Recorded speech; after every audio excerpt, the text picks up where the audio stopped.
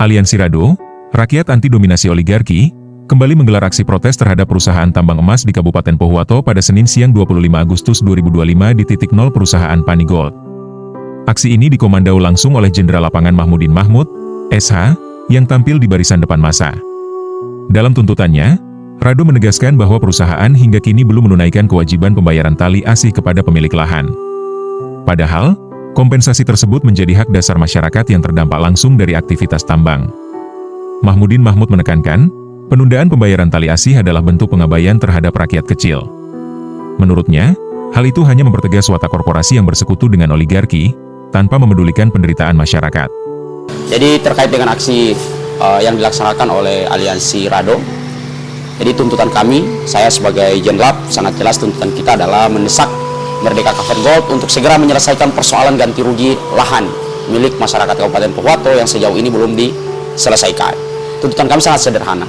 Kemudian yang kedua adalah terkait dengan penunjukan dokumen AMDAL, karena jangan sampai perusahaan melakukan aktivitas pertambangan tanpa AMDAL sehingga tidak terkontrol.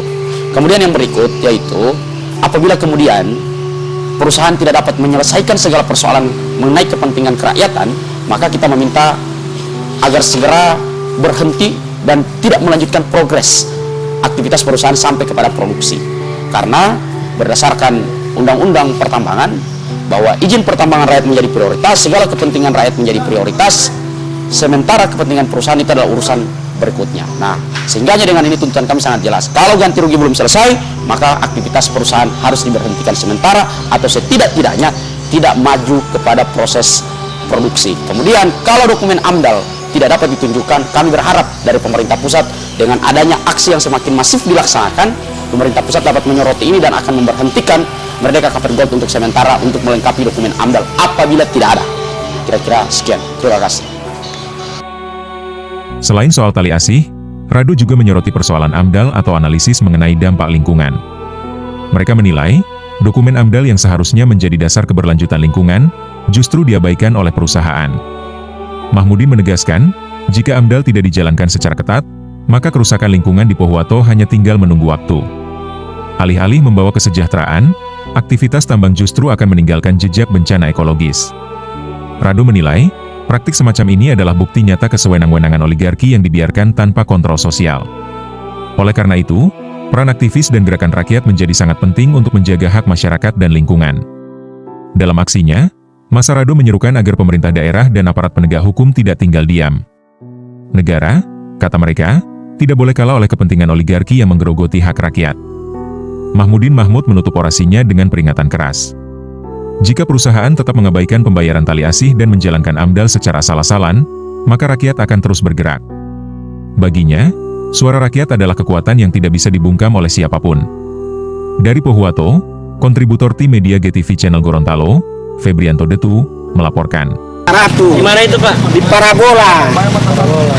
Saya punya foto di situ, di lokasi itu saya. Siapa anggota DPR yang dia bayar miliaran itu? Siapa anggota DPR yang dibayar? Itu Pak Yusuf Lawani, 5 miliar.